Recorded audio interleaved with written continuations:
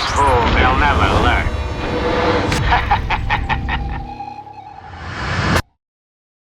All right, so let's go ahead and start the conversation. One thing I want to know, I guess what I'd say is a little bit of your background because I've seen your conversation with Fanatical Dragon. And what I wanted to know really is, I guess, just give us a rundown of your history with either action or martial arts cinema or both. Yeah, sure. No, thank you, Sean. Actually, first of all, thank you for having me here on Food No for problem. Thought. I've actually followed your page for quite a while. I can't remember when, but I Thank remember you. when I think when Instagram started becoming more popular, right? Like around maybe like the 2018 or something. I was Yeah. like, at that time, that was probably the point, which I'll rewind back, was when I was very immersed into this community or this world, right? Ah, So I think, fast forward, but anyways, going back, so I grew up basically very immersed in like hip hop culture, very immersed in a lot of different visual media, right? And yeah. especially I would say Kung Fu cinema was my first exposure, Mm, right? Being at a very young age, but of course when I was a wee little youngin, right? I didn't really quite understand a lot about, the plots and narratives and stuff. I just thought seeing dudes kick ass and doing all those cool moves was very badass, right? exactly. I still So think that. yeah, and for me, I was a very active child, so Mm, I consider myself quite a troublemaker because I broke shit a lot. okay, So okay. I have a history where I broke a lot of stuff, like because I always wanted to mimic and copy moves, right? So Oh. I have a lot of history where I broke vacuums, I broke broomsticks a lot, and just throwing stuff, right? Because I was so immersed into movement, right? I really loved seeing martial arts films and like even dance films. So when I was a kid, I think my very first like immersion into this world was my dad. He Mhm. brought my parents were very much into like TVB, ATV series. So I was very like exposed to that at a young age. Like Wow. we're talking about like Reincarnated in 1978. Oh, that's awesome. Very old, yeah. I was just talking to someone about Reincarnated 2 just the other day. Yeah. Yeah, and so I was very much I grew up on that, but being a Mm, little wee youngin, right? I kind of thought like, seeing fight scenes was the thing I was very into, right? yeah. And I think for me, I didn't really question much about why people moved the way they did. I just thought like, whoa, that was a cool move, like I Yeah. want to try that, right? And trying to do like a Bruce Lee sidekick and all that kind of stuff, right? So I grew up on that. And then I think it didn't hit me until I kind of mentioned this on my own one of my videos too, that when I was in high school I was very into like the Bruce Lee. Like that was when it hit me. Like I grew up watching, of course, Bruce Lee, Jackie Chan, Jet Li, of course, but Mhm. again, I only saw movements. I didn't know specifically like what world they came from. I just thought Yeah. everything was cool. But I guess when I started to grow up and mature, right, I started to really immerse myself. That was when it was like what, like when I was in high school. Yeah. And my first film that I think when it came to Bruce Lee was definitely Fist of Fury, right? That was Okay. one of my favorite Bruce Lee films. I think it was just the way how he portrayed himself through Right. self-expression and Jeet Kune Do, everything, and his fury, against the Japanese people in the film. As much as I kind of have some remarks on that cinematic wise, I think overall in terms of Bruce Lee himself, that was when I Yeah. was like, yeah, he speaks my soul language, right? And then later on, throughout the years, I started to get immersed into Shaw Brothers films, right? And so I Right. grew up watching them, but I wasn't quite aware, right? I just thought, again, these dudes look really cool. So when I was in after I was like in a Bruce Lee craze and I was very immersed, I understood, okay, Bruce Lee is more than just like a martial artist. He's like philosopher, student of artist of life, all those sorts of cool things that he was, right? When I got into Shaw Brothers, I said this before actually. I think I told this to I think it was like another viewer too, but Mhm. I you probably know this, but growing up, I was exposed to bootlegged DVD stores, right? So Oh, yeah. yeah, so I remember crossing by one in Chinatown Mhm. and or like an Asian mall, and I saw there was a section of full-on Shaw Brothers, like bootlegged Shaw Brothers DVDs, right? And the one thing that caught my eye, which is probably one of my most faves, was Clans of Intrigue, the T Lung film, Oh, 1977. wow. Okay, And it's funny interesting. because yeah, it's because I mean, aside from his really badass and charismatic screen presence, there was Yeah. I think the front cover was when he was doing like a really cool like martial arts pose, I and know it. I know the exact picture you're talking about. I know yeah, it. you're Yeah. talking about it. Yeah, and I think Yeah. when I saw that, I was like, damn, this is not Bruce Lee, but this looks kind of cool. So telling my mom I kind of want that bootleg DVD. Why not? Let's go. So I brought it home, I watched, and I was just like, damn, it's a wuxia world. It's totally different, right? But it's similar Right. to the whole ATV reincarnated type of vibe, right? Yeah. So that was when I was like, whoa. I go back to my childhood when I was exposed to that type of Right. viewing experience, right? And so that's when I was like, things have started to go back full circle. And so I was very much exposed to, I guess, a lot more wuxia films at first. Yeah. But once I start to grow up, I was more into action, crime, action, kung fu combat, like hand-to-hand combat types of Yeah. films. And it was until when I hit university, when I studied cinema studies, that I was more exposed to Hong Kong cinema and like the gun fu stuff and more of like, Right. the Right. action stuff, right? And Yeah. that was when, of course, I was a lot more aware of like, this is what it's all come to, right? From Kung Fu cinema, moving on to like action, gun fu, Right. John Woo shenanigans, you know that. Mm-hmm. And Oh, so yeah. I know it well. when I had this one course, which I found it interesting. You know, I said this before too, but I'm not sure if you got a chance to see it too, Sean, that the first day of my action cinema course, it was action cinema specifically, right? And I was like, Okay. I'm ready for this. This is my kind of stuff, right? My shit, right? And the first day of the class, my instructor, I have no idea what his mind came to. He showed us the raid. And this is my first time seeing the raid. And I was That's like, a good teacher. yeah, yeah. I was like in my second year, right? And I was still like, I was in my early 20s. It was just like, Wow. great. And I was like, the first showing, and once I was like the first few, I think half hour of the film, I looked back. The majority of the class was like gone because they were just traumatized by the action, right? I think it was just, Really? yeah, it was funny. But for me, I was just there like, damn, this is like a new world, right? I Of was so course, like yeah. immersed in it, right? Mm-hmm. But I think coming from the action cinema like perspective, I think it was hard for people to kind of grasp onto that, right? And for me, because Yeah. I think I was exposed to kung fu action films from quite a young You age. had I that was, gene. You had that kind yeah, of I talk about that a lot actually with people, and some yeah, people will think it's pretentious, but like mhm, I don't know. I'm convinced. Obviously, I'm not a doctor, but I'm convinced yeah, there's this like action cinema gene that you either have or you don't. Obviously, I'm not yeah, speaking in scientific terms, but yeah, I just feel like either there's some people who get action cinema and there's some yeah, people that just don't. Nothing wrong with that. yeah, Some people get romantic comedies, and I'm not a big yeah, romantic comedy guy. It's just different. But I just think there's something. There's always like a little trigger in some people's brains that like action yeah, cinema. That when we see whatever it is, a certain film or a certain yeah. landmark film, it just all the pieces fall into place, and we're like, okay, this is what I love now. Yeah, and it's funny because some of my friends too. I have like some of my female friends. They always recommend me. Oh, have you seen like this rom com or like the iconic, your typical The Notebook and stuff? And I'm just there, and I'm just like, have y'all seen The Killer? That's much better. And I'm just like, you want a romance film? Watch The Killer. There you go. And That's what I so was like when I was yeah, young. I think people would try and get me to watch films. I'd go, "Does it have any fights in it?" That was always my question. How yeah. many fights are in this one? Yeah, Yeah, no, I think for sure, Sean. And I think for me too, like going back to that one class I had, I think when that was when I was kind of like exposed to like first time Indonesian cinema. I was like, whoa, yeah, this is cool, but this is new. I like the taste of this, right? And so that's when I start to get into the action cinema. Like I'm getting hmm, that feel for it, right? yeah. And it was until maybe the first like the couple of classes later that it was more gun fu focused, like John Woo, Got you. Heavy, A Better Tomorrow, The Killer. And I think it was the first time that I was through that awesome instructor they had that I saw The Killer, which was on the big screen, right, in class. Wow. And it was just, I think for me, I think you can probably understand this too, that viewing experience when you see something on the big screen where you have everything on high volume and everything's more HD and high definition, right? And again, I think it's just one of those things where a lot of people just were not comfortable sitting through, which is understandable, right? People get Yeah. triggered by certain sound effects or scenes. But for Right. me, I think growing up in that kind of exposure to those kinds of films, I was like, oh, this is kind of nice, right?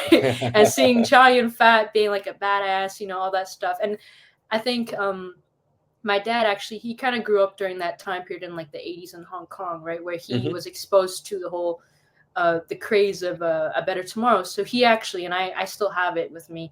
He still has his long coat, his long coat that he kept at the time, and he told me, he's like, at his time in the 80s, every single dude there wanted to be Chow Yun-fat, right? So he was part of that trend.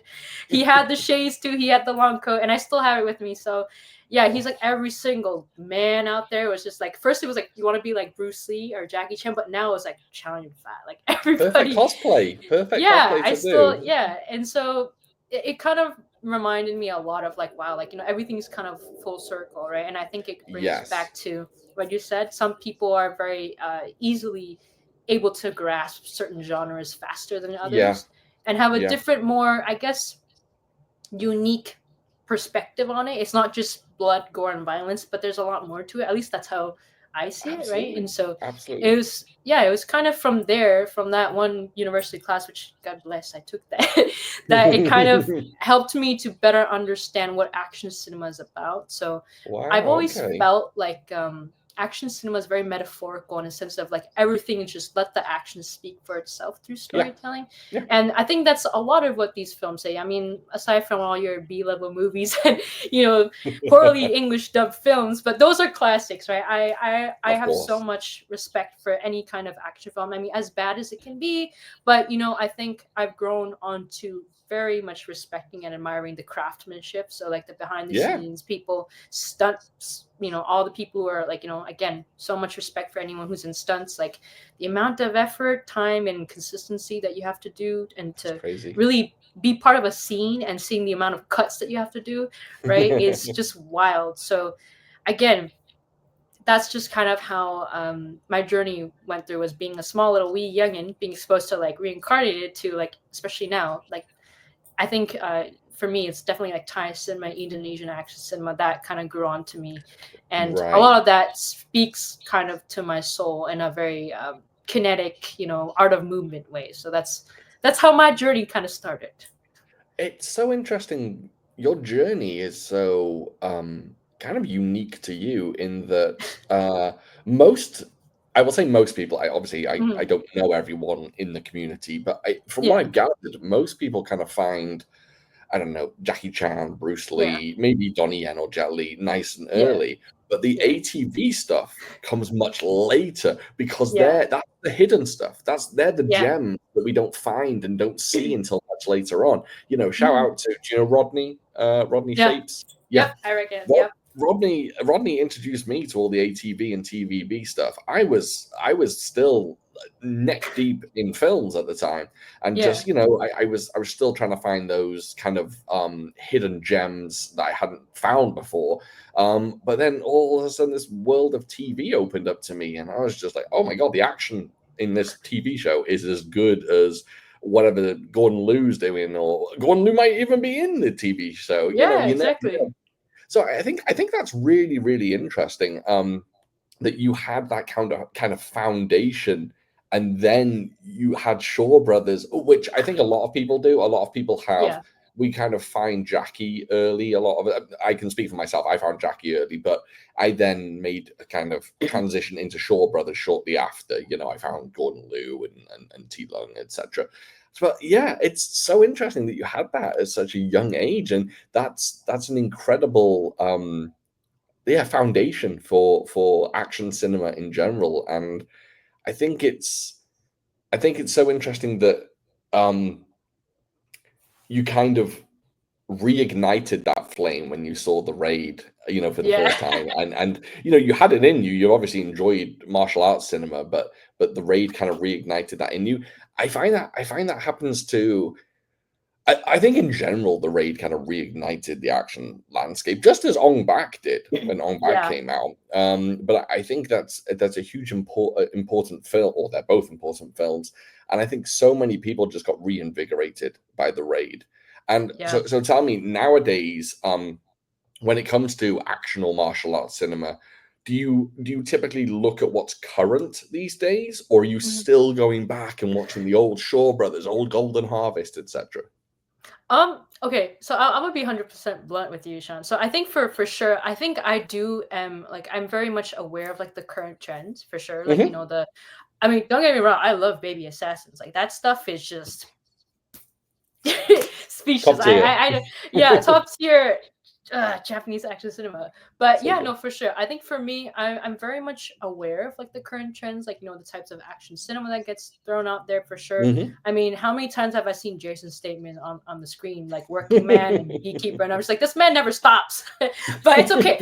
I'm gonna watch it because it's Jason's Statement. Exactly, right? But Exactly. yeah, but I think for sure, I do have times where I'm just like, I kind of go back to the oldies, right, to the old stuff, because I think it's a sense for me to kind of not to compare in a sense, but just to kind of be like, yeah, this was this stuff, it in a way, it's like you can see how the new stuff kind of takes bits and pieces from the old Oh stuff, yeah. right? And you Yeah. can see how they kind of change it a little bit. And I've noticed, I think it's from The Raid in a sense. I know that was like a Mhm. 2011 film, but you can see how that influenced so many new action films with Oh, camera work. Like, absolutely. how many times have Absolutely. I seen people nowadays using all that circular, that kind of circular motion that Gareth Evans does, right? And I'm Absolutely. just like, yeah, I'm just like, I know where that kind of came from. But I think for sure, I'm definitely aware of like the trends and stuff like that. Aware of Mhm. like how nowadays it's a lot more modern action cinema, but like they're Yeah. kind of taking back like the traditional old ethics, like the old kung fu masters starting to reappear in a certain way, right? But without the Gordon Liu like Pac-Man, Pac-Man style. But yeah, I think it's a chance for us to kind of see how it's evolved. Action cinema has evolved, and that I think going back to like even the John Wick universe, there's a lot more depth in a way, like a lot more Oh yeah. character arcs, right? So I Yeah. think in a way there's a lot of positives, lots of negatives, but for sure, like I'm very much like, I'm like, yeah, it's fine. Like I'll check it out. I don't mind. But it's like Right. I'll wait and see, how I feel about it, and just kind of like, I gotta watch a film several times to kind of be like, oh, okay, I understand Yeah. what it's trying to tell me, right? Yeah. Excuse me 1 second. My cat's Yeah, no problem. meowing, so I'm just gonna let her in. Hold on 1 second. Regarding what you were saying, I think there's almost like I don't know what the word is. I guess there's almost like Mm, an onus on us to a degree to action cinema fans to, yeah, even though we go back and we watch all the classics, we'll watch Cloud of White Lotus or something like that. I think there's something still in us that kind of, I don't know if it's hope yeah, that where we're going in the action cinema landscape is what we want. So many of us yeah, want it to go back to the kind of the old school style. yeah, um but then there's the debate, that is that possible? Is it possible right. to recreate the Shaw Brothers aesthetic, the Sammo Mhm. Hung aesthetic from the 70s? And I mean, there's an argument to be had. These days, people like Marshall Club, for example, they Yeah, are really kind of tapping into that old school style. yeah. And their new film screened last night at the, oh, I'm gonna get this wrong. Is it Big Bad Wolf? But yeah, Big Bad Wolf Festival Mhm. in LA. They're an action cinema festival, and their Yeah, new one screened there, and apparently it's really good. And they kind yeah, of capture all different styles. Anyway, my point is that I think while we all, or not all, but while a lot of us kind of lean heavily into the old school and kind of going back to, like, if you look at this room that I'm in now, it's dedicated yeah. purely to the old school. It's I like can none tell. of it's new. I have a I have a Man of Tai Chi poster in front Oh, of me, actually. actually, Oh, and nice. that's only because I won a sign. It's signed by Keanu Reeves, and I Oh, won it. really? Yeah, like, Damn, man. yeah. When the film came out, I just entered this competition. I was very lucky to Right, get it. But usually it's just kind of the old school vibe. But I right. think I think we're always ready to give a new film a chance in case it is the new Raid, in case Right. it is the new The Night Comes for Us, for example. Yeah, Because these days, speaking of The Night Comes for Us, it feels like a lot of people have kind of moved on from the Raid and kind of moved yeah, over to Timo and The Night yeah, Comes for Us, The Shadow Strays, yeah, etc. So I think it's interesting that while there is a respect for the old school and a love, let's call it what it is, a love of the old school, we still have this thing in us where we're just like, well, what's the new thing coming out? Is it yeah, decent? Is it good? And of course, we have to plow through so much shit to get to the good stuff because most of it's fucking awful. But when you do find that one film, when you do find something, I'll speak for the Shadow Strays, for example. When I watched that film, it blew me away, and I think I've watched it at least 5 or 6 times since. And sometimes just a modern film really does it for you. For sure. No, for sure, Sean. I think sometimes it kind of depends on like the mood or the timing too when those films tend to get Hmm. released too. Because honestly, I mean, I think when I going back to Jason Statham, I mean, I love the guy. He's awesome, right? But I Yeah. remember my first time. I think it was when Beekeeper was like what released like 2023. I'm not sure, but it was like Yeah, in I a think theater, so. and like I wasn't really too serious, but I was like, you know what, let me check it out because I don't. It sounds kind of funny, but and I was like, why not, right? It's Jason Yeah, Statham, and I remember just going there and be like, yeah, the fight yeah, scenes are not exactly, bad. exactly. Right. So I was just Yeah, like, okay, this kind of changed. I was just like, I was not expecting it to be pretty good, but it was to me, I think action wise, it was really well done, like with the couldn't agree more. choreography and everything. Right. So Yeah, I think it really depends sometimes, again, as you mentioned, like, do you want to give like a feel or like a chance for these films to kind of speak to themselves in a way that changes your perspective or enhance it in a way? Or do you want to kind of like, right. are you coming from a more critical like film lens and trying to critique like camera work or like the same shit has been done like 10 billion times, that kind of a Yeah, way, right? But yeah, I think it really depends on, again, viewership and what certain film directors are trying to say. And bringing it back to Marshall Club, those guys are, definitely, I've been following them for quite a long time, so I yeah, understand, right, where you're coming from, the vibe. And I think the more modern team, I love the guys from like the indie films, like Team Red Pro. You got also Dragon Lords. Those guys.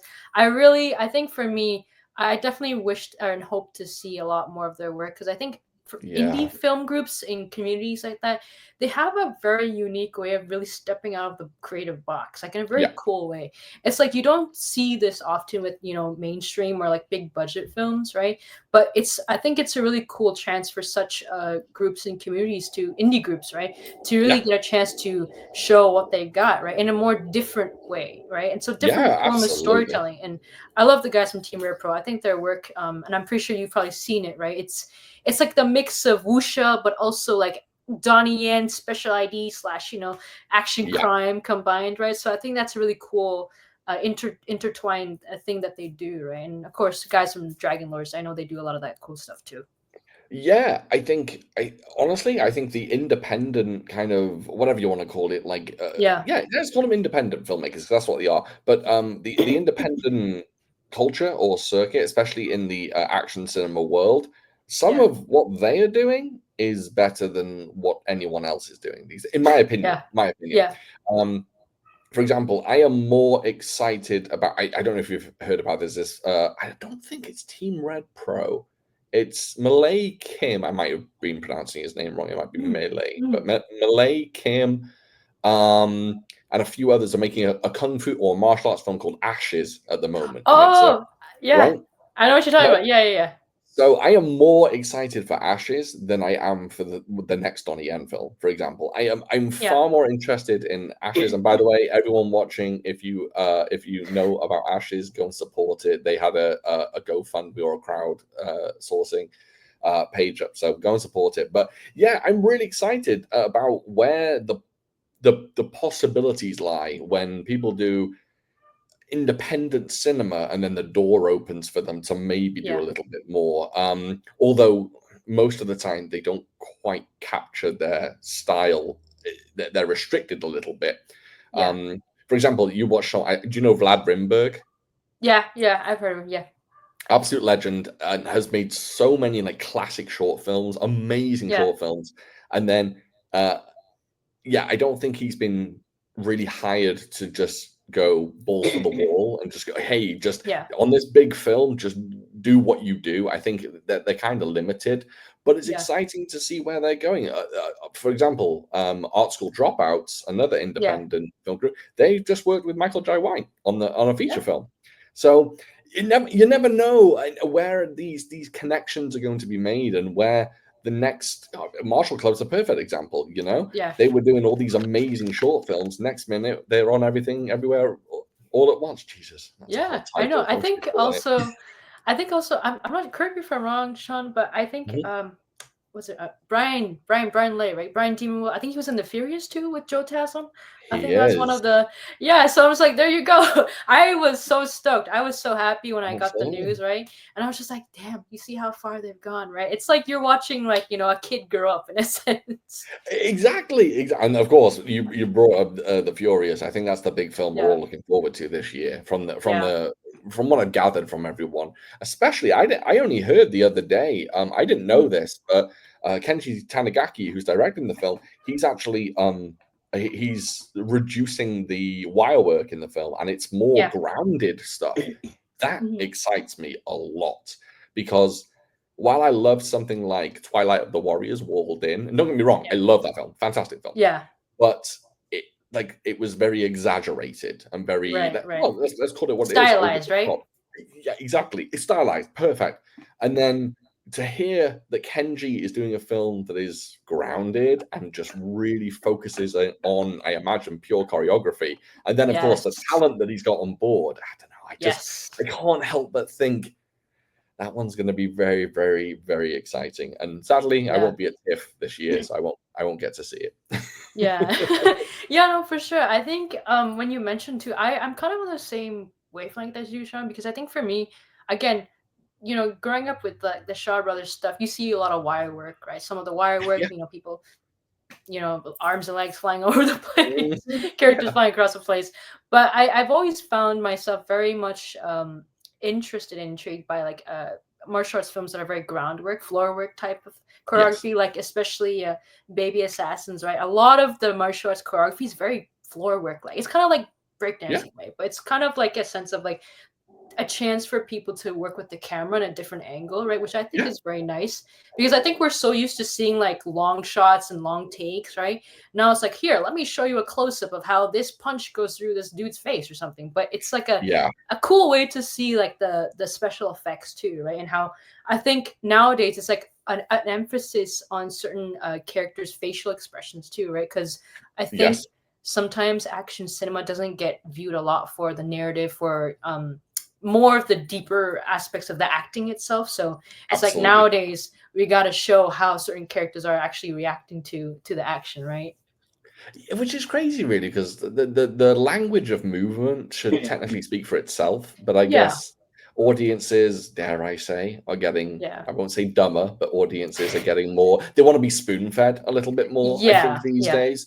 And yeah, so the action, they don't let it speak for itself. So now it's more about the actual performance of the yeah, actor in that fight. So it's interesting to see where action will go, but I'm really glad that you brought up Baby Assassins. Have you seen the third one yet? yeah. I've actually seen the third one. Yeah, nice days, right? Yeah. Wonderful, wonderful. It comes out here next week on Blu-ray, so I'll be picking. Mhm. I've seen it, but I'll definitely be picking that up. But the action, who's that? That's Kensuke Sonomura, Yeah, and he is doing things I literally have never seen on screen. yeah, His his grasp of body mechanics and yeah, how bodies work and how bodies move is just beyond anything I've ever seen. And don't get me wrong, I love the crisp exchange of a I don't know, the Magnificent Butcher or something yeah. like that. But there's something just bubbling in Japan right now where Mhm. this action is just really impressive. But what I'm gathering from a lot of people, the Baby Assassin style of choreography, for example, it's very much you either love it or you hate it. There's no middle Yeah. ground, I'm finding. So I'm finding a lot of people, which is actually brings me to another point. Actually, I'm going to be showing my wife the Baby Assassins fight scenes. I'm not going to Mhm. have her watch the film because we're doing a video on the fight scenes basically, Yeah, and I'm kind of petrified because I love them. And I'm like, these are the best fights I've ever seen. Baby Assassins 3 was my favorite film of last year. I yeah, absolutely adored it. But I'm scared that I'm going to put it on and yeah. she's not going to understand the evolution, that, like what she's not that she won't understand it, but she just won't like it. Right. So I think it's interesting that kind of there's this development, and maybe I'm kind of my mind's going one place now, and I have to rein it in a little bit. But what I'm trying to say is I think it's interesting that we talk about like spoon fed and kind of given very non non-experimental kind of Yeah. action. I think a lot of people, Right. obviously, I think the big thing now, of course, is the John Wick style, right, in Yeah. Hollywood. That I genuinely think is not going to go anywhere for years. But you have people like Kenji Tanigaki and Kensuke Sanamura who are doing wonderful work, and these films, as sad as it is, aren't going to get seen. People are going Yeah. to go and watch, I don't know, the latest Mission Impossible, which, don't get me wrong, I love those films. Yeah. I own them all. I absolutely adore them. But I think there's this action evolution that's going on, and some people aren't seeing it because it's so underground, right? Right. And Right. it's funny enough, I'll tie it back to something, one of your loves, because it's one of my loves as well. Hip hop. I absolutely, I've been a hip hop fan since day one, even before Kung Fu Cinema. I love Yeah. hip hop, and I don't know if you remember this, but in the early 2000s, actually late 90s, early 2000s, there was a big like underground kind of scene of hip hop, and Right. the records you would look for, they would be obscure, and to find them you'd have to like go to this dusty record spot somewhere, or Yeah. mail order from somewhere. And I think that ties into action a little bit in that Right. you have to dig to find, I guess that's what I'm trying to say, you have to dig to find some of the gems. Exactly. Because just people aren't willing to watch Baby Assassins because they don't know it. They don't. Yeah, it's frustrating, but I get it.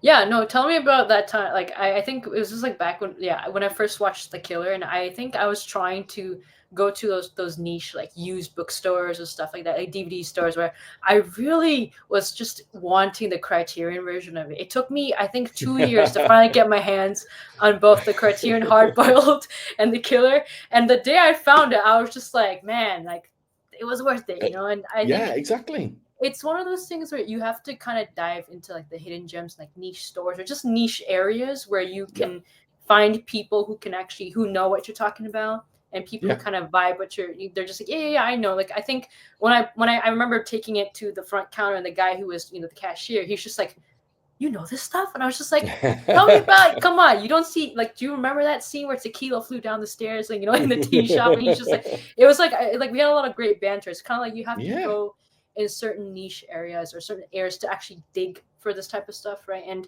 I think it's a great way for, especially if you're somebody who's curious about it too, that you start to find really cool stuff. Like, when I was told, I had to go to like one of those stores to kind of find Fury too. I love Vietnamese action cinema, so it's because I'm actually part Vietnamese, so it's one of the things that I loved watching too, because I love like Johnny Nguyen and Veronica Ngo. They're like the main. I think that they're kind of the icons when it comes to action cinema, right? Vietnamese action cinema. So yeah, it's definitely one of the films that I was just like, damn, it really it really made me happy, especially seeing a female lead, and an East Asian female lead too, right?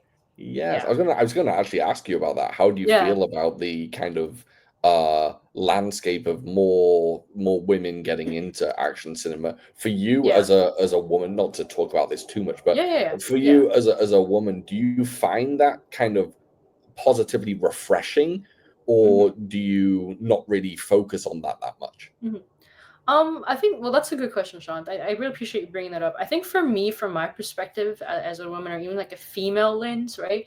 I think maybe it's just because of maybe from my upbringing, or the inner world that I kind of like, developed as a kid. It was, action cinema, the genre itself, and especially martial arts action, is very male dominated, right? It's a very sort of masculine, it's a masculine type of environment and energy and aura, right? So I think without a doubt, like, I have no sort of like comments about like, oh, like, I'm not trying to be like a feminist or anything, but I think for me, I'm very open to it. So I'm kind of like, yeah, if it's cool, like, seeing Shayna West, the stunt woman, the samurai rider, right? Her, I think it's cool. It's kind of, for me, it's like potential.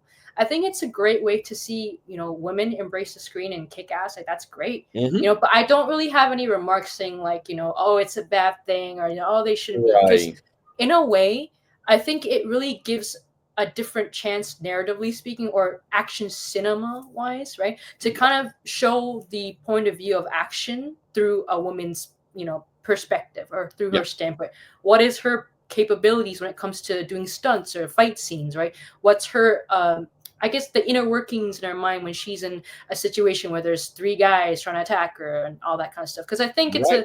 it's a common thing where, of course, nowadays it's like women are more encouraged to take self-defense and learn Muay Thai or boxing and MMA and Hmm. stuff like that, judo, jujitsu and everything. But I think in a more cinematic lens, I honestly don't have any sort of like negative or positive remarks. I just feel like it's a Right. good chance for you to kind of see how they approach action from the perspective of a woman, and especially Yeah. when it comes to Shadow Strays, right? That's another great one where it's female led. Like, don't get me wrong, I loved Aurora Ribeiro. I think she Yeah. was phenomenal, and I loved how the film was very, it was female centered, but in a very still graphic novel. Yes. Very. It's like, how do they navigate this world through a male dominated sort of like genre, but also environment, right? So Yeah. it's a very cool way for you to see how perspective again, how it plays when it comes to the genre, right?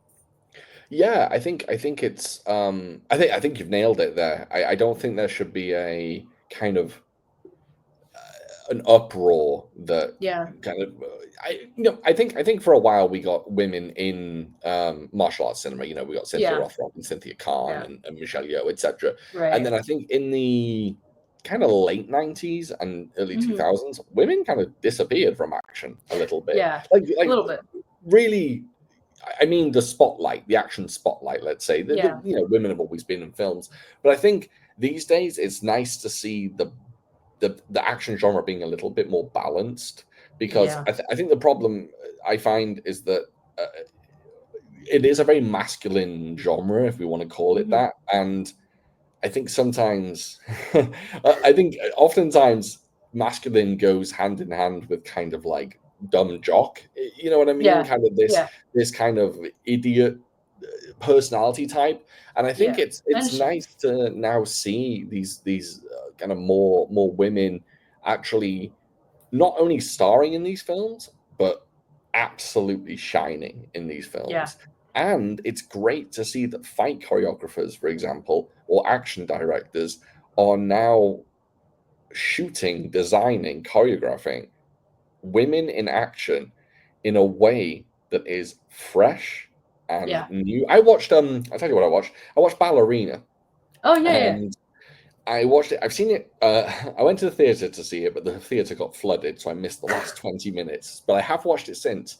And one thing I noticed, a lot of people's criticism is, oh, it's just female John Wick. That's it. right, right. I stand by the fact it is not a female John Wick at all. Hmm. Because one of the things that you will notice with Ballerina, if you pay super close attention, her desperation in that film of having 3, 4, 5 large men come at her, and her desperation to survive, her survival instincts. John Wick is cool, calm, and collected, always. Yeah, Whereas Anna de Armas is, I wish I knew the character's name. I dropped the ball there. Oh well.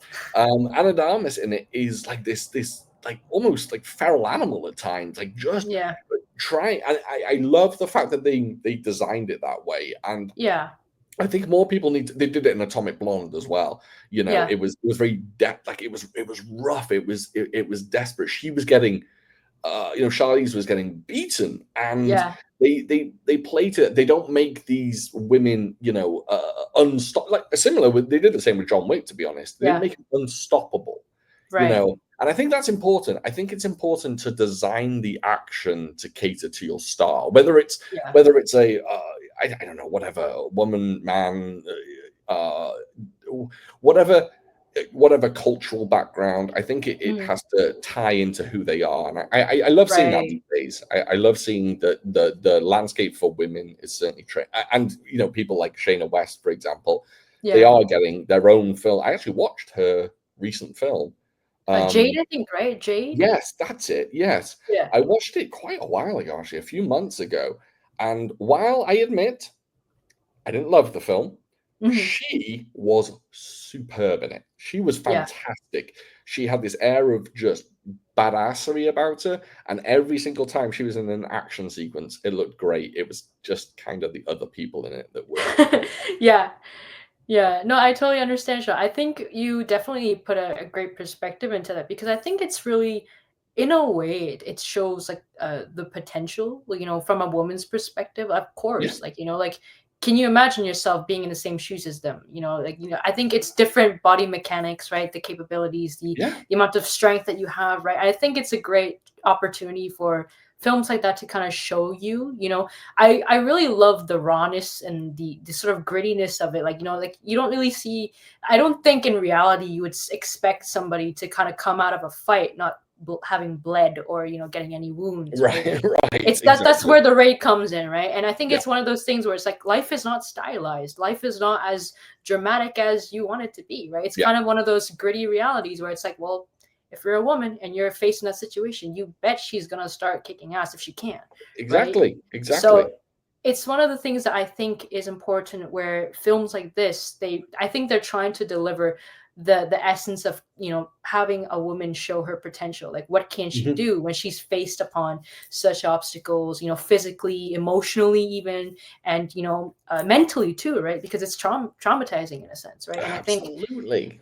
it's one of the things where I think in a way kind of does well narratively, because it's more of like we're focusing on the character arc of this female character and how she navigates this universe or this world of like pain and agony, and through Yeah, her own backstory, versus maybe when it's a male playing it as the main role, it's a lot more action focused because we want to see his strength, we want to see this guy's yes, martial arts background, right? But the character arc is still there, but it's not as focused, I think, compared to a woman's yes. story, right? Yeah, it's not more central to who they actually are, meaning Yeah. man and woman. I think Mhm. a male's or man's performance as an action hero doesn't Right. necessarily lend itself to the quote unquote male experience, whereas a Right. woman in an action movie, it oftentimes does lend itself to the female experience, woman experience, whatever you Right. want to call it. And I think that's important. Like, it ties back to us talking about how action is a language, right? It's natural Yeah. language. You can invest or you can instill so much Exactly. into your fight scene, like whether man, woman, child, what animal, for example, you can Mhm. still put plenty of aspects in that fight that actually tie directly into their character. And not to say that there isn't room for Yeah. men or women who are unstoppable. That's why we have Marvel films, right? That's why we have Mission Impossible. We Yeah. always Yeah. know that Tom Cruise is going to win at the end. We always know Yeah. that. But Marvel films, or even DC films, and Mhm. DC's getting popular now. So, next year we're going to get a Supergirl film, and Yeah. Supergirl is going to be a badass who's unstoppable, etc., etc. But that doesn't mean we can't have a Fury or Yeah. what's the sequel? It's Furies, right? Was it Furies Mhm. the sequel? I Yeah. think so, yeah. So why I think there's room for everything, and there's Yeah. room for action to this is gonna sound corny, but action can speak louder than words sometimes. Yeah. And I think you can portray a lot through that, and I think that's important. I did want to ask you, Mhm. so with all these action films, past, present, future, are you a physical media collector? You mentioned actually picking up Hard Boiled. Are you a physical media person, or are you kind of like, I'll pick some up here and there, or are you no more? What's your stance on Yeah. that? I think, yeah, no, for sure. I am a physical media collector for sure. So, I mean, not Mhm. I'm definitely not like a super hardcore one, but I do No. pick up certain films that I find enhances my perspective, or like my inner world, like my childhood growing up. So I think for me it's Yeah. more about meaning and value in a sense. It's like if I Mhm. watch a film, even if I streamed it online one time and I'm just like, no, I have to pick it up because it kind of it's kind of like it's part of a phase or stepping stone in my action cinema journey. So I support physical media 100%. I think it's one of those things where it's like, I mean, I still have like my old like DVD player in my house. So it's kind of one of Nice. those childhood memories that for me, I think I value. Right. But again, I don't mind streaming things on Netflix because if, let's say, a film is not released on physical media, then you have streaming services to kind of Yeah. give you that opportunity. But I mean, technically from my perspective, I've always loved physical media in a sense because it's a chance for you to kind of have your own copy, and Yeah, if some absolutely. streaming service is down, then you're like, hey, I got my chance. What are y'all doing, right? So Exactly. it's a piece. I think it's like an extension, especially if you're like a hardcore collector or just a film fan, a cinephile in general. It's like an extension of you, right? It's like this. Yeah. This is a piece of art, whatever you want to call it, that I embody or that I want to have because it added towards my, whether that's your inner world or it speaks your soul language or whatever it is. I think Yeah. every person, if they are a physical media collector, I think you guys would understand that it's like, no, this shit right here, it means a lot to me. I need a copy of it, 2 or 3 copies of it, right? It's like if you don't have the DVD version, you got to get the Blu-ray version or the 4K, whatever version that you want, right? So, I yeah, feel so think seen. no, I totally understand you, Sean, but I think it has to have. I think for me, it's like it's got to have some sort of meaning. It marks a certain milestone in your action cinema journey or whatever genre that you follow, right? Absolutely, I couldn't agree more. I'm doing my best these days to stop double dipping, to buy films multiple times, but Yeah, it still happens every now and again. But I'm definitely trying to reduce it. But yeah, in terms of like having a film on VHS, DVD, Blu-ray, and 4K, I will always do that. I'm just always going to be that kind of person. Are you picking up things like like the Shaw Brothers sets from Arrow, those big, are you picking up stuff like that, or are you just picking up kind of random films here and there? I think I kind of do a little bit of both. Like sometimes I do box sets when I do get a chance to, but sometimes because of the stores I go to, they don't have them. So they have like separate ones, right? So I will pick up certain ones that I found like, yeah, I remember seeing this when I was a kid, or anything that I saw with like Alexander Fusheng or Chen Kun-tai, David Chang, like Nice. anything of those guys, I would definitely pick them up, or like even Gordon Liu, right? So I remember the amount of times I picked up like several like Qilong films, like David Chang films, and going into like the counters and like especially if there were bootlegging ones. I remember when I was a kid, and like the people there, because like of course like the people there were Asian, right? They were from my dad's generation, so it's just like you're so young and you watch this stuff, and I'm just like, like I was like I grew up on it, so I totally I understand, right? Because I think it's one of those things where it's like.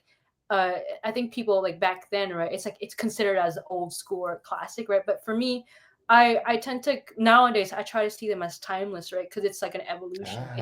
It's one of those things where it's like no, it's not. It's old school, but it's also still recent in a way. It depends on how you kind of bring it up in your viewingship, right? So it to me, it's like no matter what, even if Reincarnating was like 1978, I still see it as like it applies to today in a way, martial arts wise, right? Absolutely, I couldn't agree more with that. The significance and the importance of these films cannot be argued, right? It's granted, you watch a dubbed film with Gordon Liu in it these days, and I just watched literally just before I hopped on this call. Do you know the film Born Invincible with Carter? Yeah. I know what you're talking about. So I just finished that, like literally mere minutes ago. Yeah. And the dub track on that is so comical and so horrendously bad, but in a so bad it's good way. And you watch something like that, and you get, or maybe not me, but someone would watch something like that and go, "Oh yeah, this is awful. Why do we watch these films? It's pointless." But I watch it, I'm like, yes, but the choreographer for this film is Yuen Woo-ping. Yuen Woo-ping. This is his foundation. He was doing stuff like this, and then you saw him in The Matrix. Then you saw him in Kill Bill and etc. Crouching Tiger. But this back in 1978. This is his foundation. This is his road to where he is now, and he's still making films today. We're gonna hopefully get a new one this year. He's brought Jet Li out of retirement, which is incredible. Yeah, for sure. I think for sure. It's kind of like, that was his baby, guys. I think it's a bit like you kind of came on too late, but you know what? It's like, it's kind of like this is from here. It's kind of like how I kind of make a joke out of sometimes with friends. I'm just like, y'all were exposed to John Wick. Hey, I have you seen Bill and Ted? I grew up watching too. So it's like before all that, you got Bill and Ted. Exactly. Right? So, exactly. There's always we go back to that word again, evolution or evolution, depending on how you pronounce it. I get confused because I'm British, but I'm living in America, so I get confused between which one I'm meant to say. So it comes back to evolution in that throughout the many decades of action cinema. I think it's there on the screen. I think if you can pay attention, or if you can take some time to pay attention and actually see it, then there's more to glean from this genre than just, oh, that was a cool fight scene. There's substance, there's meaning, there's importance there. And, you know, maybe I'm investing too much in it. Maybe I'm kind of being not pretentious, but maybe I'm being like, this is my baby. There's so much to it. Yeah. But I see it, you know, I watch a film and it's never just about the fight scenes. It's never just Exactly. about the script. It's about much more than that. You know, what is Lau Gar-lung going to do in this film that he Yeah. didn't do in Mad Monkey Kung Fu or Yeah. whatever it may be? And I don't know. I just think there's so much there.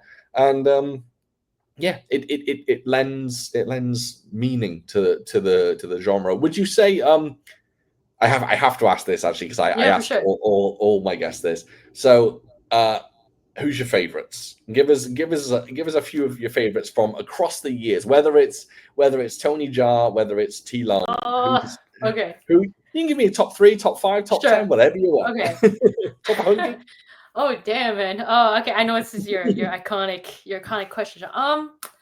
Okay. Well, I think for sure I'll definitely put this. My top phrase. I definitely love Iko Uwais. I think he's one of my top fave martial arts action cinema guys for sure. Lovely. Not even just from the raid, but I think I remember seeing Scott Atkins on his Art of Action interview. He brought out a really good point, which I couldn't really express through words too. But I think he really mentioned that Iko is definitely one of the few martial arts action actors who can showcase vulnerability so well. And that's kind of what I love about him too, and his movements. I mean, aside from his badass Penjaxilat stuff, you know, but I think it's just the way that he moves, right, with the camera. It tells a lot, right? So he's definitely one of them. I think again, I want to mention Veronica Ngo. She's one of my fave. I think action actresses for sure. She's so good. She's so good. Yeah, and I Needs think to get she's more just stuff as well. Yeah, I know, Although, right? if you avoid The Old Guard 2 if you haven't seen it. Yeah, no, she's I totally not great understand. in that. But she's wonderful. She's fantastic in so much. In The Rebel, she's so good. Yeah. Yeah, Clash too. I think for sure Fury was definitely her standout, you know, her standout one, right? Yeah. Yeah, for sure her. And I think, yeah, I mean, you know, I love T-Lone too. He's kind of the one again who brought me back to that Shaw Brothers world. And I will probably say I definitely I really like Joe Tazza. I think he's got the acting kind of portion. Yeah. I think for me, it's like a lot of these films, like I mean, for me, of course, like Tony Jaa, Bruce Lee, Jackie, they're like a given. They're icons. I think it's common, you know, to say. And as much as I love them too, and I grew up watching them, I think the actors who I tend to see more, aside from action, is the acting themselves. Right? I think it's that is something that's we don't often, or at least for me, I don't see that a lot being spoken. You know, I think a lot of the time it's always about the action. Again, speaking louder than words. But sometimes I feel like narrative wise, these guys, they're the ones who drive the narrative, right, through the work that they do, right? And so absolutely, yeah, definitely. I think those are definitely my most fave when it comes to action actors, right, as you can say. And I definitely love stunt people though. So anybody who's in stunt, like as I mentioned, Shayna West, she's amazing, and she's like a like self-taught, you know, martial artist and stunt person too, right? Amy Johnson, I know she's been out there for quite a while, but you know, she's again great stunt woman right there. She's great. Yeah, she's really gone on and done big things. And I think I'll probably mention, I think I definitely want to put Scott Atkins on there. You know, I think there doesn't go a day where I don't see this man look intimidating. It's like that's his iconic. Like I love seeing Scott on the screen too, and you know, bringing back to watching Boyka, right? You know, embracing his badassery. I think definitely he's got to be on my list for sure. And he's I would assume a great guest to have when you interviewed him. He's a nice gentleman, that's for sure. He's a lovely. And his new film, by the way, is I don't even know if I'm allowed to say this, but his new film is fantastic. It's so good. Yeah, really good. Look out for Prisoner of War. It's for sure very, very good. Yeah.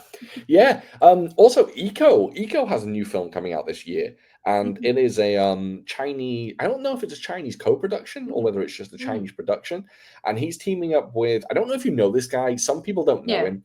He's the hottest kind of fight choreographer director in in Chinese direct-to-video kind of direct-to-stream. Do you know Ching Peng Fei? Do you know his name? Oh, I think I might have come across his name on an article. I think so. Yeah. So he's doing crazy stuff at the moment. He just did a film called Blade of Fury, which was fantastic, and then he's done a few others in the past. And his style, his choreography. Oh, he did Oh my god, why can't I remember the name? The Blind Swordsman films that just came out. Oh, yeah, Eye yeah, for an Eye, Eye for an Eye, Blind Swordsman. Yeah, he did those, and his eye for action is up there with Kenji in terms of what he's hmm doing, and his new film is with Iko, and I hmm think it's someone else, but I can't remember who else is co-starring.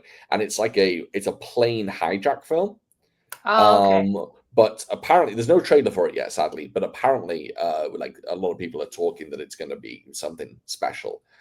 So that's exciting to think, because Eco has kind of been off our screens for a Yeah, little while in terms of like a decent project. What's the last yeah. one he did that was good? Or Triple Threat, I maybe? think so. Yeah, like as like a big like as an actual film, right? I think so. Yeah.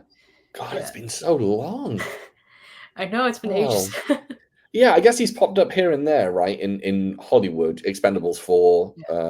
Stuber, films Yeah, I like that. think But I found it surprising though. I think it's funny because like even aside from him, but like seeing nowadays, I'm seeing more of Yayan Ruhi, he's showing he's up in like everywhere.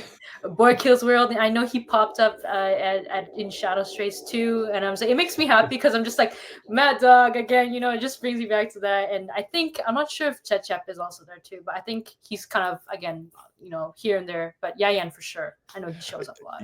Yayan's popping up, yeah, in all kinds of places. One thing I am excited for, so Timo at the moment, Yeah.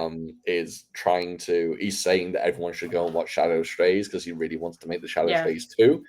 And hmm then Joe Taslim, this is all from social media, but Joe Okay. Taslim has actually said to Timo, he said, I want to do one more of your films before I reach 50. Oh, yeah, So damn. if he could have Yayan and Joe in the Shadow Yes. Strays 2, we're looking for something exciting. Oh, Although hell whatever yeah. he does, I mean, I haven't seen Nobody 2 yet, but I hear that's really Yeah. fun as well. Yeah. Yeah. I think also too, I definitely want to put I know I'm kind of throwing out like so many, but for No, it's sure, fine. like Julia Estelle. I think she's one of my top fave. People don't Top talk about fave. her enough. They don't talk about Top her enough. top fave. Like female, like she's I don't know what it is, but there's something about her. Maybe it's just her appearance or just the way that she moves in film. Mhm. She just has this like she was made for action cinema. Like She's there's just something. intimidating Yeah, but in it's a not good even way. just it's not even just like, oh, you know, I'm one of like, you know, I have like a bad family history and you know I'm trying to. It's not like your typical Hollywood narrative, right? But Yeah. she kind of owns it. Like when I saw The Night Comes for Us, I know it was all about like Ito and his story and about Joe, right, and Iko, right. But when I saw her, I was like, this is an operator film. You know, I was just like, this was just, I know, seeing her from there and Headshot too. She just has something about her that again she's not often mentioned a lot, but I would love to No. see her embrace the screens, like for sure, 100%. Yeah, we were going to get at one point an operator film, and I I know, right? just Yeah, I don't know what how it's called. What it was, Night of the Operator, I think it was called, and that just something like that. fizzled. I think it became the Shadow Strays, Probably, yeah. which is fair. But if we could get Julia Stell in an operator film, that would be truly, or 100%. anything. Because I agree with you. Every single film she's been in and shown like done like an action performance, she's Yeah, been incredible. From, but people don't give Headshot much credit, which is weird because Headshot's a great yeah, film. People don't yeah. talk Sunny about Pang that too, enough. right? Yeah, for sure. Yeah, exactly. Yeah, and she's so good in all sorts of films. And I don't know. I think, did she take time off to have a baby? Is that what I think happened? she did at one point. I mean, I know she did Yeah, like quite a lot of like I think like modeling at some point, like doing a lot of like right, you know getting right. time off for like when she had a child. But I don't know. Mhm. Like I really hope that you know aside from motherhood that she also you know goes back to the big screen. Right. But again, I think it would for me it would definitely be like for me it's just her like she just has that you know I action agree. cinema like straight on you know Yeah, I absolutely agree. I hope she does make a comeback, because yeah unfortunately Jija Yanin, she left the industry to have a baby, and she has yeah not come back. She's not bounced back, I know. sadly. Yeah, Yeah, that's I which think is I kind think of she's like in a yeah. new film though. I think she's got one I on the horizon as well. I I don't know. But correct me if I'm wrong, Sean, but I think she was probably in the Furious too. I'm not sure if she has like a cameo, but I think I read somewhere Oh, okay. that she was or I might think you're have been in right. there. I'm not sure, but I saw I like an th- I image and think an you're right. article, and I was like, please, this better not be fake news. Yeah, because yeah, I think you're right. I think you're absolutely right. Joe Taslim, GJ Yanin, yeah, and then unfortunately I can't pronounce the guy from Eye for an Eye.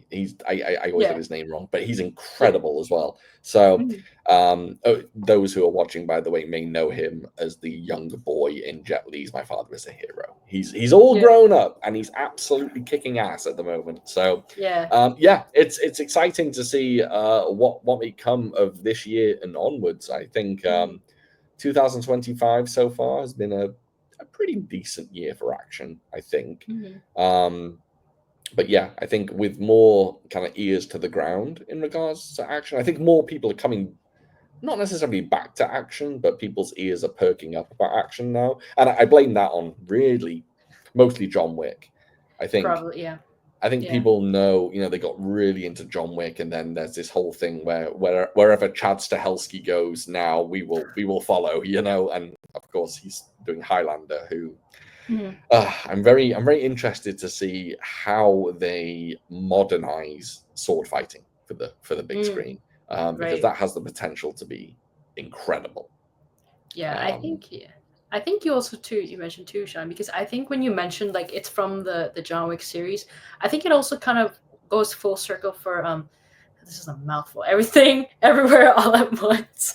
yeah, When when people start seeing Michelle Yeoh, and it's kind of like for those of us who were aware of her in like Yes Madam and like in her classic like Wing Chun and everything like that, I think we were very aware, but it's kind of gone full circle where it's like people were not aware that she was already kicking ass in the 80s, right? And it's yes, kind of like, absolutely, oh, now we understand. Like she's been, the icon in Hong Kong, action cinema, right? yeah. And the same likewise for Kara Hui too, which again, I think she's still sometimes in the Hong Kong cinema scene, but not as much.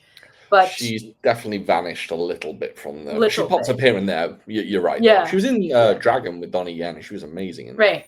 Right. And I think, yeah, like for women like that too, like I think it's one of those things where it's like it's come full circle. It's like when they've hit like a big budget or a popular film nowadays, and it's like they've actually been doing this for ages. And this is like new Yeah, stuff in a way, right? So I was just yeah. like, yeah, I remember seeing a lot of the buzz when that film came out, and then people starting to I think I remember here in my city too. We had like a festival. It was like celebrating women in action, and they were showing Yes Oh Madam wow, and all of her classic films, right? So it's great. kind of like, yeah, it's kind of like, well, this is what they've been doing ever since, right? Versus what they were doing in her Everything Everywhere All at Once, which I think obviously there was not as much action as you would expect Yeah. compared to when she was younger, but there you go. Like you get a gist of it.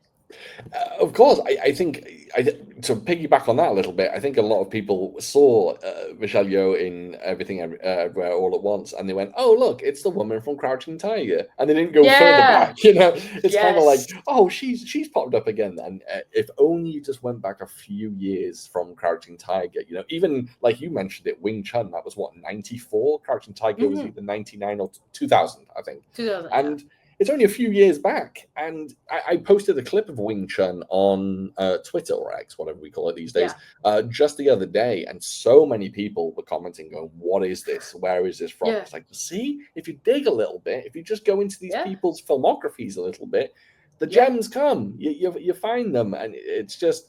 Yeah, I'm always saddened by people who know Jet Li from Romeo Must Die or Lethal Oh. Weapon 4. And don't get me No. wrong, don't get me wrong. Yeah. I'm not Yeah. trying Yeah. I'm not trying to be a gatekeeper here, far from it. Yeah. Yeah. But I think and don't get me wrong, Romeo Must Die may very well be an entry film, a gateway film for people who go, I watch Romeo Must Die, now I'm going to go watch Fist of Legend. And if that's you, Yeah. fantastic, wonderful. I love that.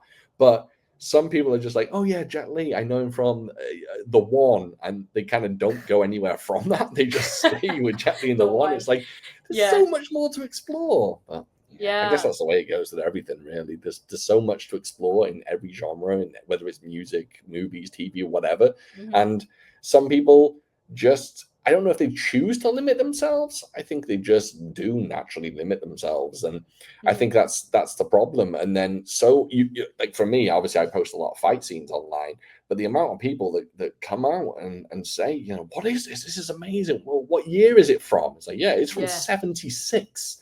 You're gonna have to go back a while to watch this. But I Yeah. don't know. I love when people find new things and explore new things, and all of a Yeah. sudden find out who Yun Biao is or whoever it may be. Yeah. But those people who kind of just stick with, oh, I know Jet Li or Jackie Chan from Forbidden Kingdom. It's just, well, Jackie Chan's a bit different. Jackie Chan's he's all over the place. Yeah. But yeah, just know them from that. It's like, what are you doing? You know, explore. Yeah, right. And I'm not angry at them. I just want them. Yeah.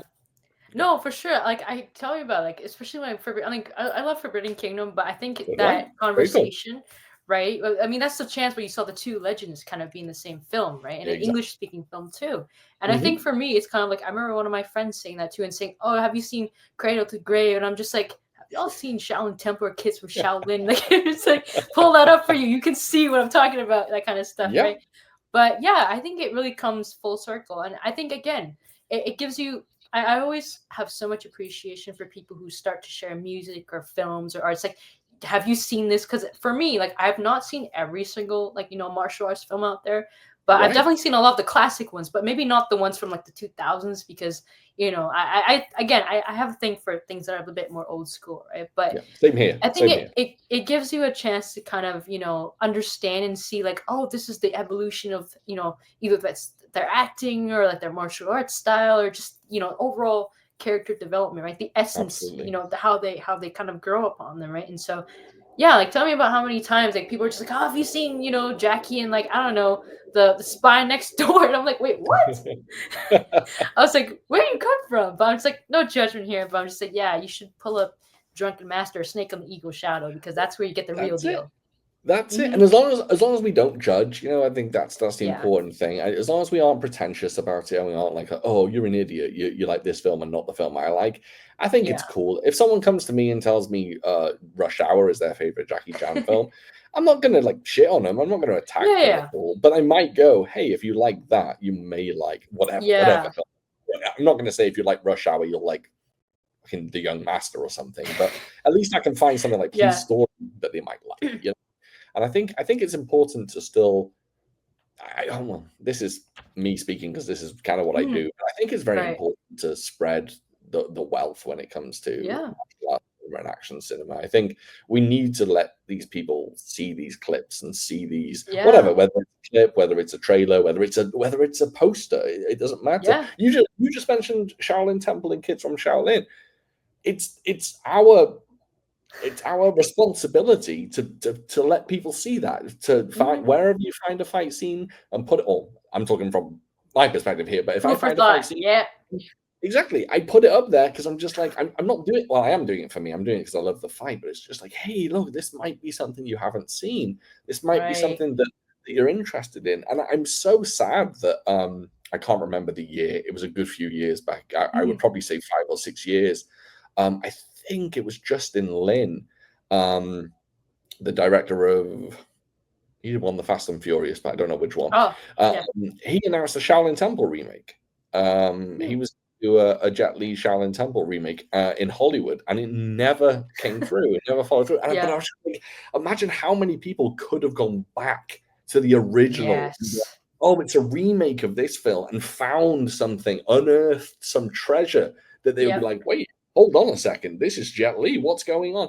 I don't know. I just love that. I love people's journeys, and I love people kind of finding their way through a genre. I think it's beautiful. I just love hearing people's stories, whether it's with music or with movies. Typically, if it's hip hop, it helps me because, like I said, big hip hop head.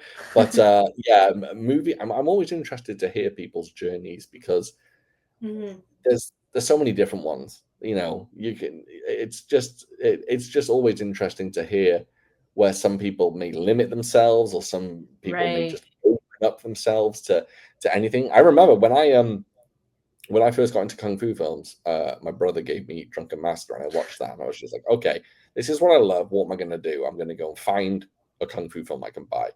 And I went off a few towns down, hopped on a train, went a few towns down, and I found a film called, and I talk about this film all the time because not many people know it. It's called Shaolin Red Master.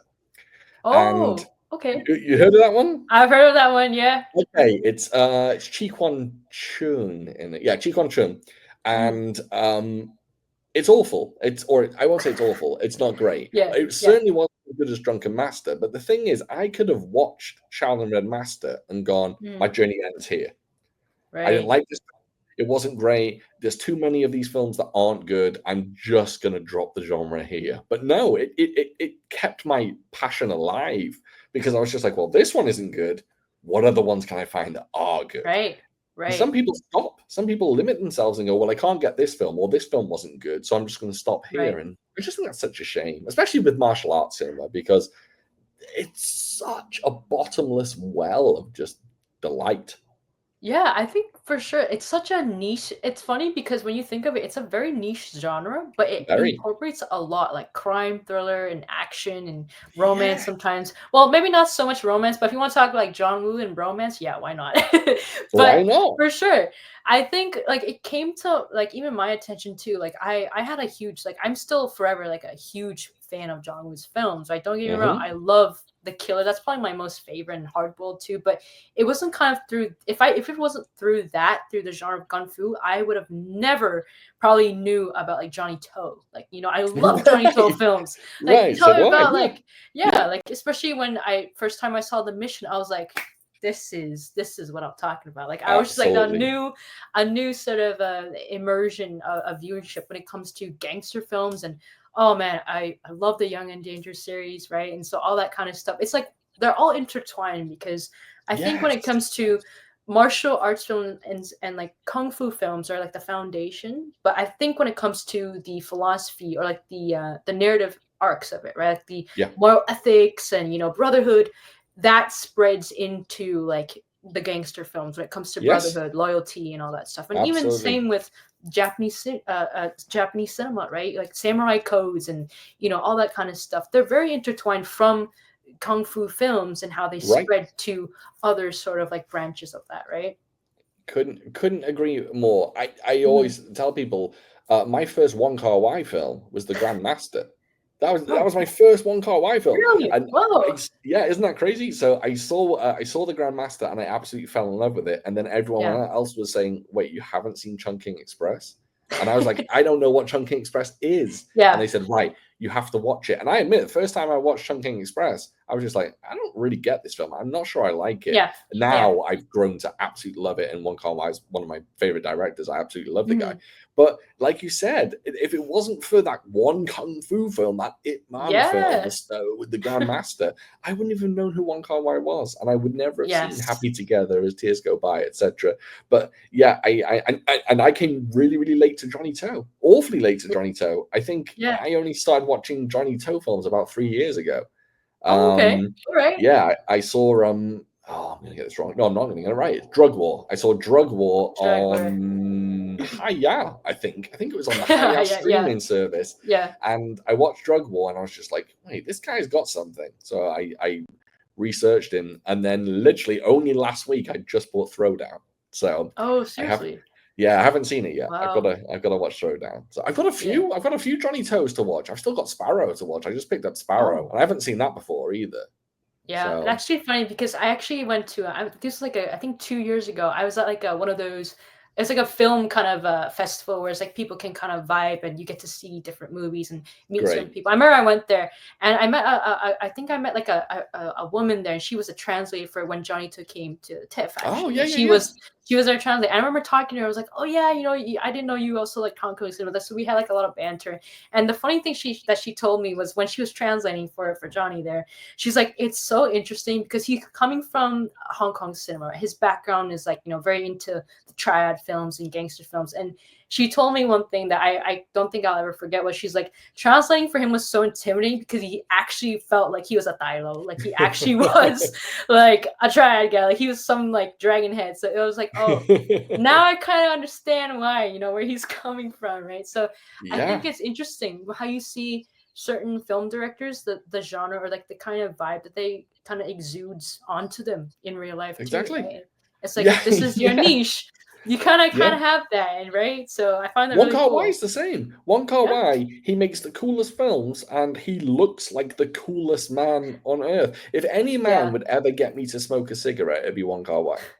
yeah, for Because he just sure. looks so cool in his sunglasses, just smoking Yeah, cigarettes. I'm just like, well, yeah, I would love to do that as well. And yeah, I think imagery is always a good thing, especially when yeah, you're you're a kind of director of that caliber. But one thing I love as well, we talk about Johnny To, how kind of cool and intimidating he is, and did films like Election, Election 2, and all these great.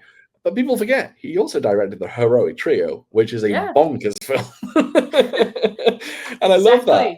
I love that. I love how you can, like, I mean, let's talk about Yuen Woo-ping for a second. You know, you can take, you can find, I don't know, The Matrix, or what, even one of his directed films you can find, like his later directed films, and then you can go back and find all these gems. I always talk about Yuen Woo-ping because he's, in my eyes, he's the most consistent.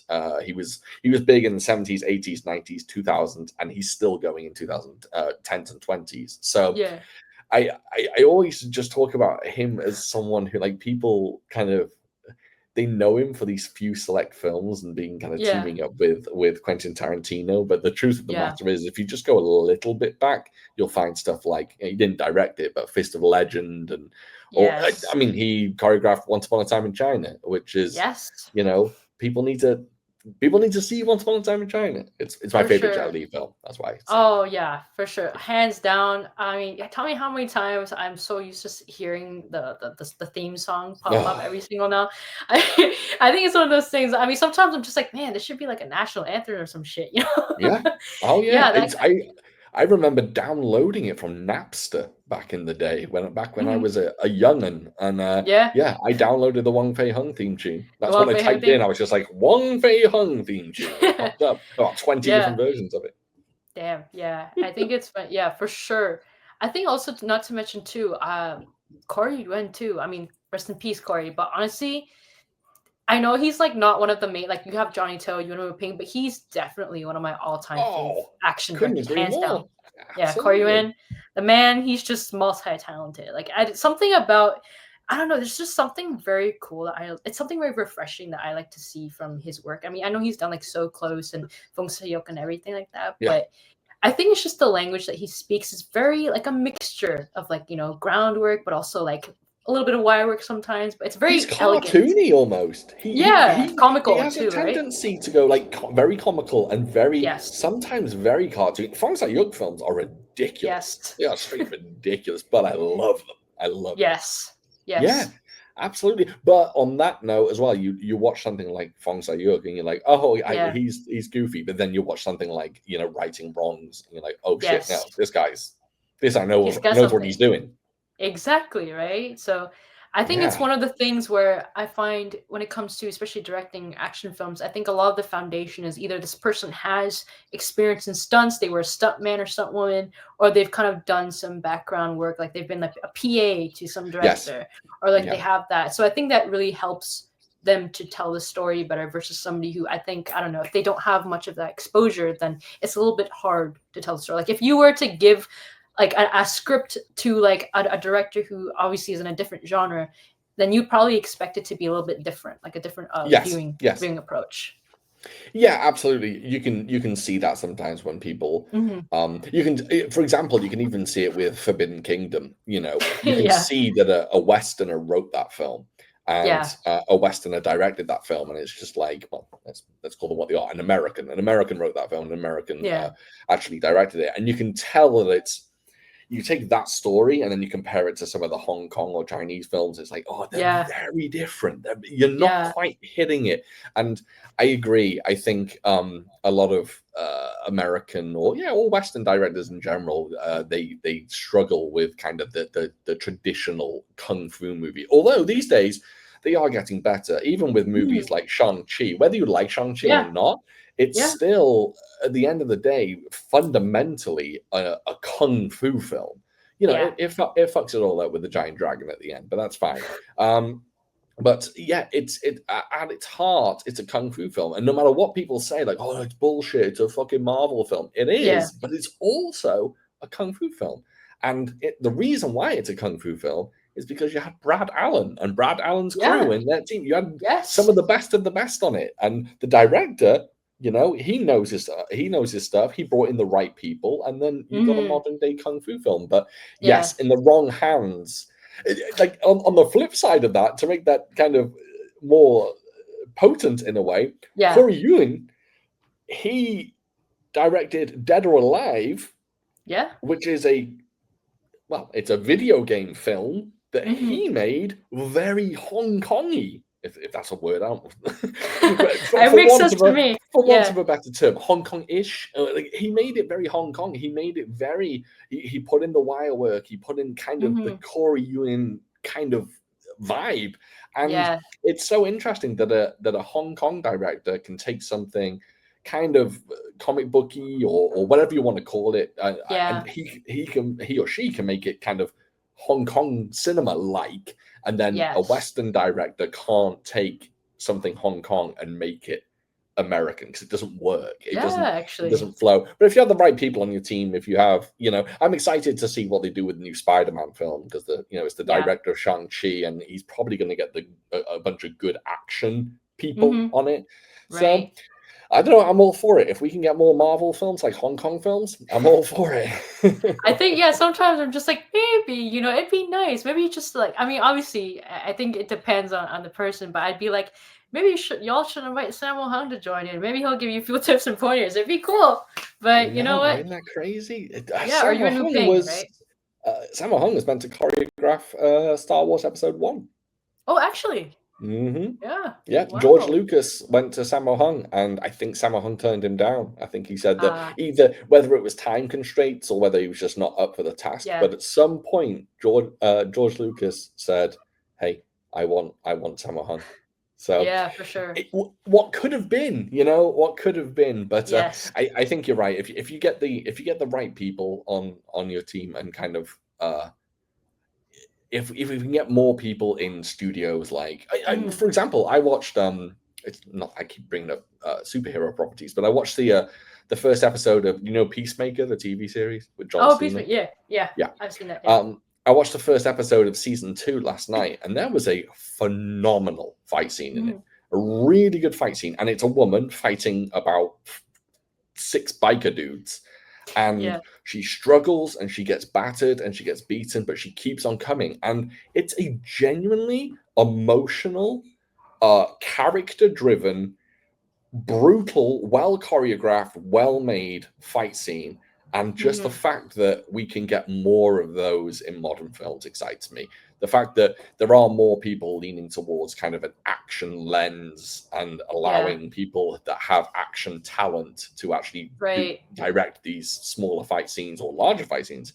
Yeah, it's exciting stuff. So who knows what the future will hold? But I'm holding out. I'm holding out that maybe the Furious will drop and then that'll completely reinvent the action landscape like the Raid did. But I guess Yeah. time will tell. For sure, Sean, for sure. Time will definitely tell. And I think, again, I think it really ties into a lot of what our conversation is. I think film in general is such a powerful sort of medium where you get a chance to Yeah. kind of see, how your experiences, and even if you grew up watching this stuff for something totally different, like how, action goes so well with action horror, right? That's where you get Night Comes First or action comedy, right? And that's where you get your Jackie Chan, all that stuff like that. So I really think Exactly. I think it's definitely an evolving process and still has a lot of flaws in a way. But I find that sometimes, I think for me personally, like what I've realized I've kind of shifted towards is more stunts. I've kind of shifted towards like the behind the scenes stuff, seeing how people kind of Nice. work, like maybe not just wire work, but seeing the hand to hand combat. I always Yeah. find that so cool. Like I have so much respect for like people who are in stunts or even just like cinematography, like all the behind the scenes stuff that goes on there. Like Yeah. I don't think like I can't imagine how much time and effort that you'd have to kind of like repeat a scene, a fight sequence. Like it's technically like it goes by like 2-5 minutes, but how many takes that you have to do, right? So I think that's something that I find like, that's what action cinema is about, right? It's about, letting the action tell the Exactly. story, right? Exactly. That's exactly what it's about. Yeah. Have you seen the documentary Kung Fu Stuntmen? Yeah, I've seen that. Yeah. So good. It's so good. Way too good. Yeah, I was a big fan of that one. There's another film that's on the horizon, I think, about stuntmen as well. I just don't know the name. Damn it! I wish I remembered the name. But it's focusing on Hong Kong stuntmen as well. Oh, okay. I just don't know the name of it. I think I saw a trailer or a snippet. Anyway, this is by the by.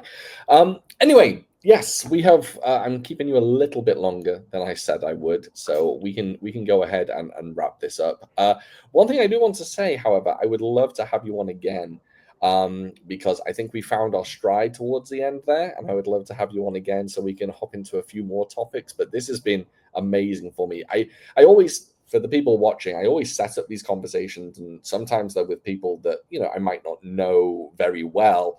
And Celine is one of them, for example. We've kind of gone back and forth a few times, but we've never been introduced like this. So when you sit down with someone and just connect and have this amazing conversation about shared love, it's the best feeling in the world. And, you know, fuck YouTube, fuck social media, all that stuff. I don't care about that. At the end of the day, I'm sat here having a decent conversation about action cinema, martial arts cinema with someone. And to me, that's the most special thing in the world. So I really appreciate you coming on, and I really appreciate you sharing your views and opinions and tastes. And yeah, it means the world to me. So thank you so much. Oh no, thank you, Sean. And especially, I think for me, one of the most, like, the things I really love about this, especially, like, I don't know if I've told you this, but I really love your username. Like, the name that you call yourself, Food for Thought. My shitty pun. I mean, you've heard people say food for thought, but I think this actually, to me, when I come across that kind of a name, like a profile name or whatever it is, to me, I always see, like, from the lens of, like, when it comes to martial arts, it's kind of like wisdom. It's kind of like a Bruce Lee thing where it's like, oh, you're feeding me wisdom, enlightenment, you know, in a way through what you share, right? So I honestly, like, yeah, like, this exchange has been so fruitful, and I learned a lot. And I think I vibe a lot with what you vibe with too, and I think we speak the same soul language too. I think so. Right? I think so. Yeah. Yeah, and for me, yeah. Sorry, Sean. Go ahead. No. I was actually going to throw in a quick story that was actually quite funny. Yeah. About my name, Food for Thought. So Yeah. I'll make it super, super quick. Growing up, I grew up in a small town in Wales in the UK, and I had no one to talk about kung fu films. No one. Absolutely. I had one friend who was kind of into them. Anyway, point being, when we started referring to kung fu films, we started calling them foo films. You know, are we going to go and watch a foo film, a foo film, a foo film? So we very much use the word foo, and that's why I use Food for Thought. But little did I know that the UK already had a pre-existing kung fu cinema culture. It was just more in kind of the London area. But they actually referred to kung fu films as kungs, not foos. So I was elsewhere saying, oh, foo films. They were saying kung films. So actually, my username, my Food for Thought, it doesn't actually fall in line with what the slang is for where I'm from. Okay. So but I like that. I like that it has a kind of interesting story. Also, I'm a big pun fan, so I will. And not the rapper. Yeah. Although I am a fan of the rapper Big Pun as well. Yeah. But no, I'm kind of I'm a dad joke guy, so my puns are pretty awful. But Food for Thought works. I like it. Yeah, no, it's really good too. And I know we're kind of going a bit out of time, but for me too, I think for quite a while, I've had times where I've tried to figure out, like, you know, what I would kind of consider, like, where I identify with. There's a period of time, you might have known too, Sean, that I was considered, like, I put myself as Cynthia, right? Because it wasn't Cynthia. A lot of people thought my name was Cynthia, but no. But because I had a huge love for synthwave, and I still do. Like, I love synthwave and wuxia, so I put them together because I thought they were very similar. But at some point, because certain things kind of happened a lot to me this year that I wasn't expecting. So in a way, because I love music and I also really enjoy the Japanese, you know, type of culture when it comes to samurai stuff. So I've always enjoyed that. So I always felt like life is kind of like rhythm, and Ronin, right? Ronins are kind of wandering, right? So I always felt like when it comes to RhythmR0nin, I kind of put them together because it's like, nice. For me, I've always liked to wander when it comes to like gaining knowledge from people, right? Yeah. And I purposely put, like, it used to be an O, but I purposely put the 0 because it's kind of like you're always starting from 0. You're always learning something new. Okay. So that's kind of the philosophy that comes from me. It's like an Enso circle. It's like you're always constantly learning something new on your journey, and this is kind of why I think you know, coming onto your channel, Food for Thought, right? It really gives me a chance to learn something new and catch new vibes. So thank you so much. Thank you so much, Sean. I think this was a really good chance for me to honestly geek out. You know, it really brought a lot of fire to me, right? So I really, really appreciate that. That's awesome. That's all I want. Just people geeking out and having fun with however long they record with me. So on that note, I got to give you the opportunity. Tell people where they can find you. Sure, Sean. Yeah, I do have a separate YouTube channel, which again, I haven't been too active on, but I do plan to go back. It is called Dragon Seeks Path. And I can feel free. You can check it out. It's on YouTube. I also have an Instagram page. You can follow me either from the same username that you see on here or at Dragon Seeks Path. You can check out some of the work. And I am part of this community too. So you're welcome to geek out with me anytime you want. And if you want links to her pages, they'll be down below in the comments. I think that's what I have to do as a YouTuber. I haven't learned it yet. I don't know the rules, so I'm like, smash like and it's down there or something. I don't know. Like, comment, subscribe, share. Exactly. I haven't got that down yet. I'm not a master of this YouTube stuff. All I do is talk. So yeah. But thank you so much for joining me, and everyone watching, thank you so much for watching. I really, really appreciate you. There will be plenty of more of these to come. And if you want to comment, please put a comment below. Talk to us. Who are your favorites at the moment? Are you looking forward to The Furious? What do you think about women in action cinema? And please don't be a dickhead. Be nice. Be normal. Don't use this as an excuse to fucking slam women. That's ridiculous. So anyway, I shouldn't end with that. But thank you so much, everyone, for watching. I really, really appreciate you. Take care, and I'll catch you next time. Listen to Wu-Tang.